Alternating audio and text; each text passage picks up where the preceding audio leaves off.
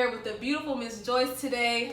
And today we are bringing y'all a special vlog. And this vlog is called RN to MD. Because this girl is an RN already, practicing, making money. But she's in medical school. And she's going to tell us how today. And I know that you guys are so interested in hearing about this topic. Because you're basically every African parent's dream.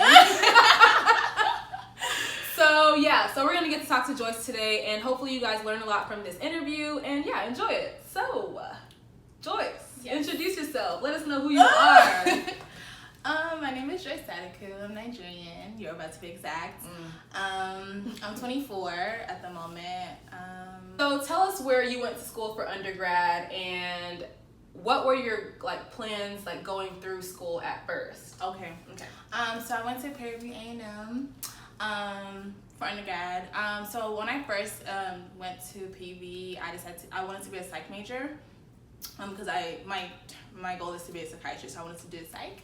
And literally that was my major for the first 2 weeks. And 2 weeks. But my stepmom, she pretty much told me to do my research and see what can I actually do with a psych degree. So she knew I wanted to go to medical school, but she was saying that in case that doesn't work out, because she was convinced that I'll find a man and marry him and never go back to med school. So yes. she was to make sure that in case I don't do med school, I will have a job outside of once I graduated. So she told me to do to look into nursing and see what that entails and compare that to psychology, how much they make versus. So I did the research and I did see that it is very difficult to do much with a psychology degree only with the bachelor's. So you will have to do your PhD. So I decided to do nursing and took her advice. So that's what. So I did. So my plan was to always do nursing first and then do medical school. So that was always my plan. Okay, so you went to PV. Yes. HBCU. Hey. Okay. You know. So I definitely went to Baylor, which is definitely not HBCU. So can you tell us a little bit more about your experience at that institution, primarily just because it was a historically Black college? I did learn. So I went to pretty much a predominantly white school for high school, and so it was definitely a culture shock to be surrounded by a bunch of African Americans, but it was a great experience. There were things I learned, even having to take African American art and learning in history was a lot of it was about African American history actually. So it was a good experience, and there's parties and homecoming was live.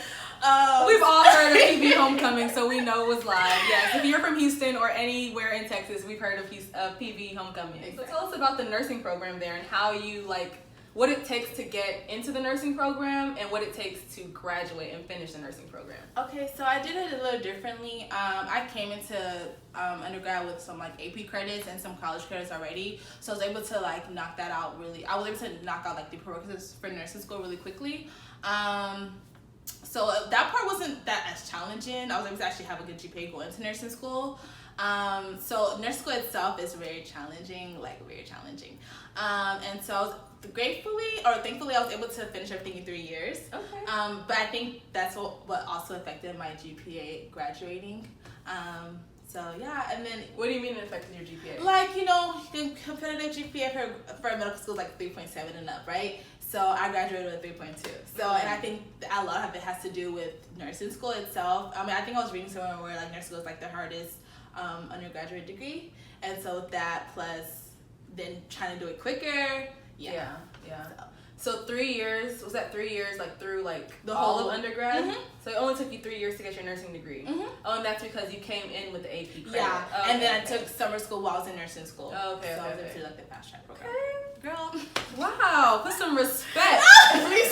So how was it practicing as a nurse? And how long did you do that? Where did you go? What unit were you in? Tell us a little bit about that. Okay, so when I first graduated, I worked in the OR at Lyndon Johnson Hospital. Oh, wow. And it's okay, girl. So it was to be honest, it was a terrible experience. Okay, so I thought, okay, what about of course I went to psychiatry, but I was thinking about other things too, I want to limit myself. So I was thinking about surgery as well. So I wanted to do OR to see how that would be, and I had a rotation during nursing school in OR. That was a very terrible experience. It was it just wasn't for you, the OR wasn't for you, or it was just it's a combination of everything. As a nurse, you know, it's a little bit more on the easier side as in comparison to other units. And so I just felt like I wasn't challenged enough as a nurse. Of course, you know, as being a surgeon, it's a whole nother aspect. But as a nurse, you know, you kind of just like monitor the patient, you give them, you know, equipment, you go get blood, things like that. So it's not that challenging, you know, awful times. I was able to like do homework and things like that. But it wasn't that. It was, I think more so it was like kind of like, I don't know if you heard the term like older nurses eating their young. I feel like a lot of my coworkers were not supportive. Like they would like tell on me to the manager for a lot for petty things. It was always an issue with my hair. It was just so many different issues, and so it was not for me. I think that my breaking point from leaving that job was more so like this nurse really got on me for the smallest thing, and like I usually not a person to easily break down, but I was like I just knew that was it. Yeah. And I was like, you know what? And usually I had a plan to like, you know, do my pre-works for medical school like in 2 years, but because of what happened there, I decided to just go ahead and go straight, and I quit my job, right? So I was broke. And then I remember that summer right after that, I took like 4 of the pre-works in summer school at HGC. So I graduated 2014, like in the summer, like August. So I worked for like a little bit less than a year, like 9 months, and then that's when I started to take my prereqs while I was working. And then after I did like that same summer in 2015, I was applying. So I quit my job, so I was applying to school. I was taking prereqs, and I was in for MCAT. And, yeah. Wow, that's so then a lot. I didn't realize how much it would be. I thought, oh, it's okay, you know, I can do it. And then after that summer, then I started to apply for a job again because I wanted to like focus all of that on once and then start working because I know like it's a whole year cycle. Yeah. So after that, then you know I was applying. I was waiting to see when I would get back from school. So I started working again. So pretty much the whole process was about 2.5 years before I actually started medical school. Okay. So yeah. So you finished and submitted your applications in 2015? Yes. The fall of 2015? Yes. And then you heard back? And I got all rejection letters. All rejection letters? Yes. All of them. It was probably like, I mean, I never went back to count, but it was probably like, you know, maybe like 15 or so. 15 rejection letters. Yeah, about. And what does that do to your like psyche, like your mental state? Oh yeah, I was definitely at a low moment because I'm like, you know, and I prayed about it. And my parents were supportive, and I was like, you know, I did all of this. You know, my parents have to help me out financially. Like, you know, applications are not, they're not cheap. Exactly. And then MCAT courses, $2,000. It's just a lot. So all of that, I'm like, okay, you know, okay, nothing to show for what I just did. So, I mean, it was definitely hard challenge. It was definitely a challenge, and it was a little moment for me. I was just questioning, like, my purpose. I'm like, okay, maybe I'm not supposed to be a doctor. Maybe I should just go back and be a nurse practitioner. You know, what exactly should I do? I was really confused at that time. Tell us how you ultimately ended up in med school. Tell us where you're going, or tell them where you are. And tell us, how did that transition happen? Okay, so I started working. My second job I was working as a nurse was Houston Methodist. 2016. This was towards the end of 2015. Okay. Yeah. So I started working at Houston Methodist, and at this time I decided to take the MCAT the second time. Okay. And that was just work. I'm only working, and I finished pretty much all my prerequisites and just working the MCAT. And so I gave myself like maybe like 4 months to study for MCAT. I was like, you know, I need proper more time. Than 7 weeks. I was like, it's okay. I don't have to rush the process. Yeah. So I was working full time, and then I was studying for the MCAT the second time. I pretty much did Princeton review again. I extended the period. So when I pretty much took the MCAT the second time, I got the same exact score. And I was very disappointed. That was when that was a really low moment for me because I was like, okay, I did everything right, you know? And so at that point, I didn't see the point of applying again because I saw that I got the same exact score. So then I was like, okay. So then that's why I started thinking about Caribbean schools because I knew a lot of other people went to Caribbean school and they finished and they're not person getting Houston. So I started reaching out to different medical schools, like the top ones that like Ross, SGU, AUA, and SABA, there's different ones. And so I was comparing which school is better. I either had the option to go back and do my master's and do a post-bac, but that would require me to still be working because I need money, and I couldn't see myself continue to work as a nurse because I started to get tired. Like it's very draining working, doing bedside nursing. And I was just frustrated, and then I knew this wasn't my passion. Especially when you know it's not. Yeah, it's not. I'm like, you know, I know I can do so much more for my patients. Yeah. So anyways, basically, I was going to go to Ross. That was an option, but they gave me like. And Ross is the one in Dominica. Okay. Yeah, I don't know if you know those. Yeah. Okay, and so I was going to go to that one. That was my choice. And then pretty much, it basically didn't, long story short, it didn't work out. And so I decided to, my friend already got accepted to AUA, American University of Antigua. And so she told me how her cousins went there when it first opened, and then now how they're practicing here in Houston. I was like, you know, why not? And so basically what happened was like, that's December of 2016. I interviewed, I think within like 2 weeks, I got my acceptance letter. Ooh. And I was just like, and then they told me that I could start like that spring, because they do spring and fall. Yeah. And so I was just like, it's so soon. Like, I wasn't planning for this. Oh my god. You know, like, you know, and I was thinking my car, like I had so many bills, like, you know, how everything worked out. And I really just prayed and asked God for direction. And literally, like, I think my number one thing was holding me back from going was like my car note. The way God came through for me to be able to pay that off. Yes. All this is happening in like a month. Yes. Like, what the heck? I had a month and a half to decide. And so I was like, you know what, this is opportunity. I was like, this is the only school that accepted me. I was like, just go with it. And so I took a big leap of faith, left everything behind, and came to Antigua. And moved to Antigua. Yes. And how was that move for you? That was the most challenging transition in my life. I thought nurse school was hard, but that was, and it wasn't just of course the curriculum is definitely challenging because it's medical school, of course, like no doubt about that. It was just also moving to a third world country. You know, like I'm really big on my community and church. I didn't have that. You know, my friends not around me, my boyfriend not around me, and just not. You know, I'm a social butterfly, and so I'm an extrovert. So I literally went to another island and I didn't know anybody, and so I feel like I kind of turned into an introvert. So that wasn't me. I felt like I wasn't myself when I was there, and then just being away from everybody, and so that was definitely hard. And then I'm a big foodie person, so didn't have the food. It's okay.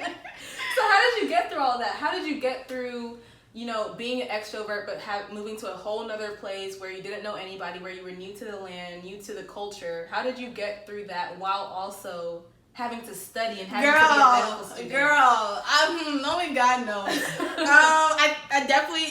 I would only just really God. Like, I think I grew closer to God, and I learned a lot about myself and God as well.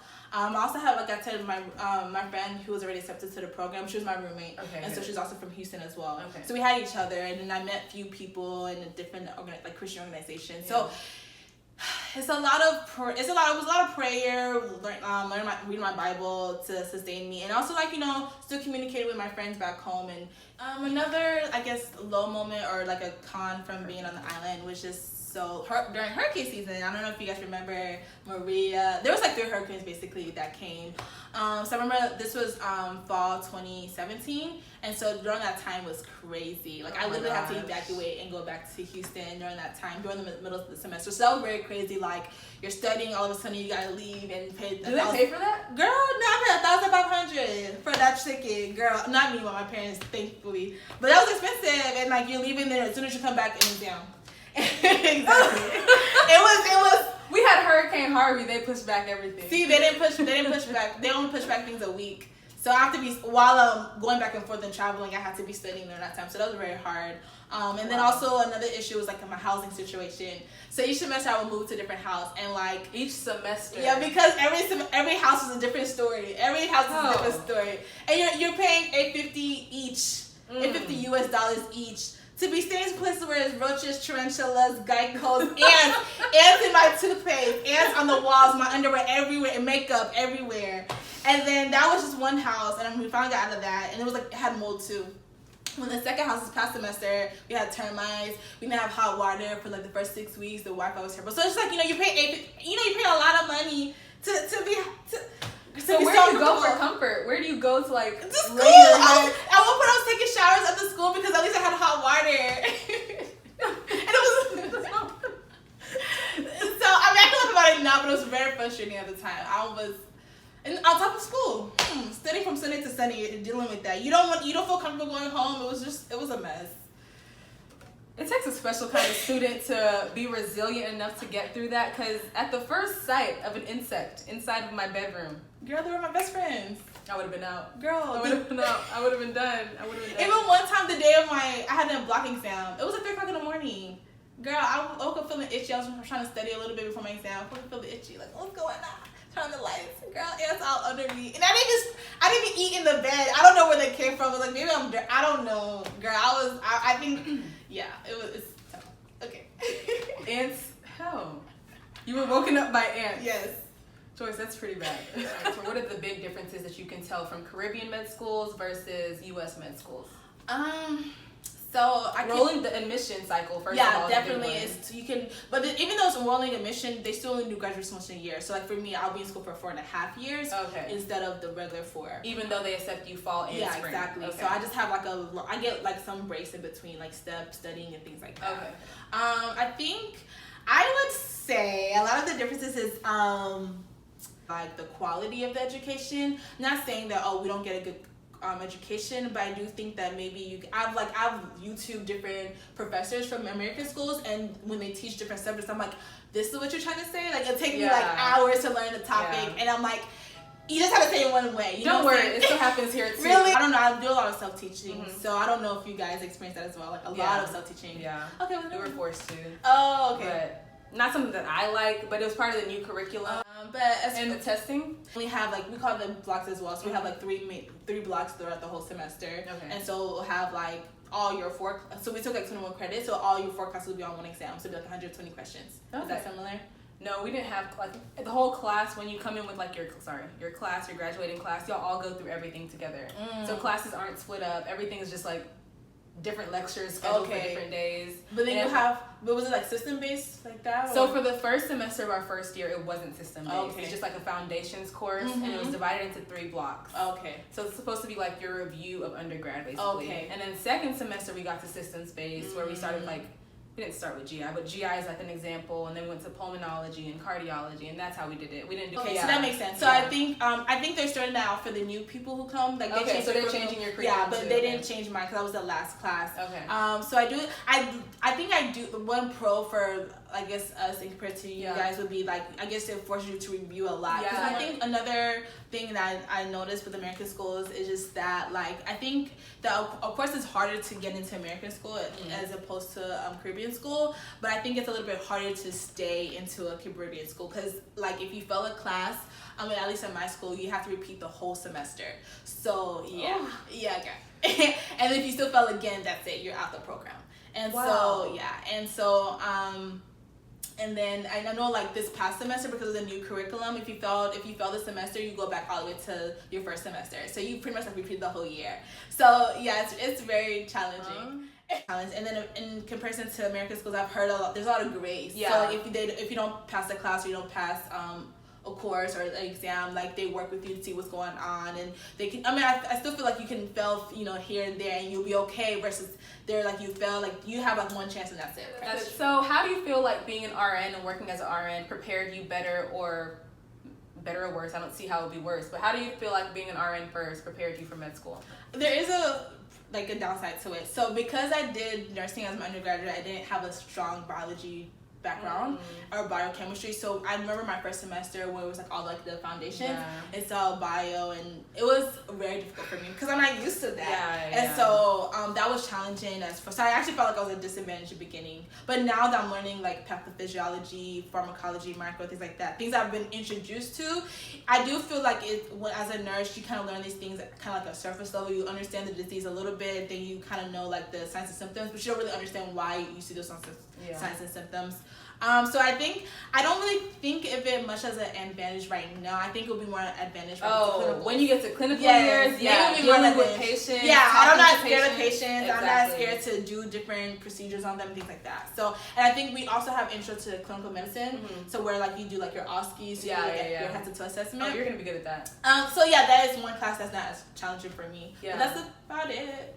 Yeah, wow. And I guess some things I've learned before, and so it's more an introduction to it. I'm understanding. Oh, why did I give this medication to this patient? So it's more okay, now this in makes retrospect. sense. All right, Joyce. So we've heard about the roller coaster that is going to school overseas and getting through both of your degrees to get to this point. And I'm happy to see that you're here, smiling, laughing, in such great spirits as I've always known you to be. Is there any advice that you would give to students who or maybe RNs right now, but who also had the dream like you that they wanted to be a doctor someday, and that an RN wasn't the end for them? What's your advice to those students?